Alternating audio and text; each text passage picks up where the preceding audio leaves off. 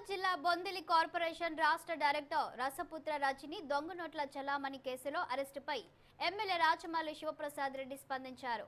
ఆమె వైసీపీ నాయకురాలే అయినప్పటికీ ఘటనకు పార్టీకి ఎటువంటి సంబంధం లేదన్నారు.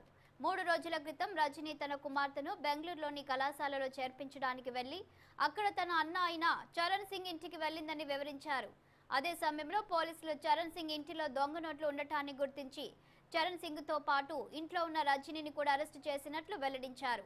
కావాలని రజనీని టార్గెట్ చేయడం రాజకీయ చౌకబారు పని అని రాచమల్లు తెలిపారు.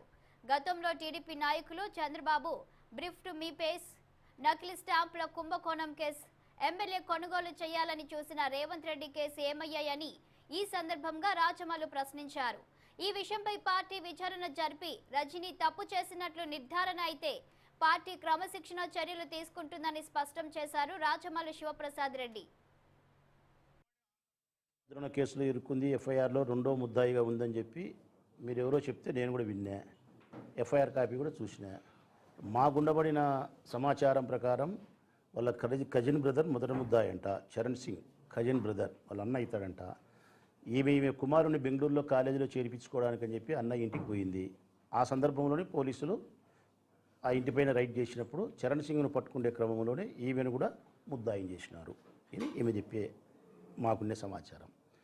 ఆమె చెప్పిన వార్త సమాచారం నిజమైతే, ఆమె ముద్దాయి కాకపోతే, నేరంలో పాల్గొనుకుంటే ఆమె పక్షాన న్యాయ వ్యవస్థలో కొట్లాడతాం. ఒకవేళ అబద్ధం చెప్పి నేరానికి పాల్పడి ఉంటే పార్టీ ఆమె మీద క్రమశిక్షణ చర్యలు తీసుకుంటుంది. చాలా నిజాయితీగా ఉంటుంది వైఎస్ఆర్ కాంగ్రెస్ పార్టీ. ఇందులో ఏమి ఇబ్బంది లేదు. నేర ప్రవృత్తి కలిగిన వాళ్ళను, నేర చరిత్ర కలిగిన వాళ్ళను, నేరాలకు పాల్పడిన వాళ్ళను ఈ పార్టీలో కొనసాగించే ప్రయత్నం ఎంతమాత్రం కూడా చేయదు.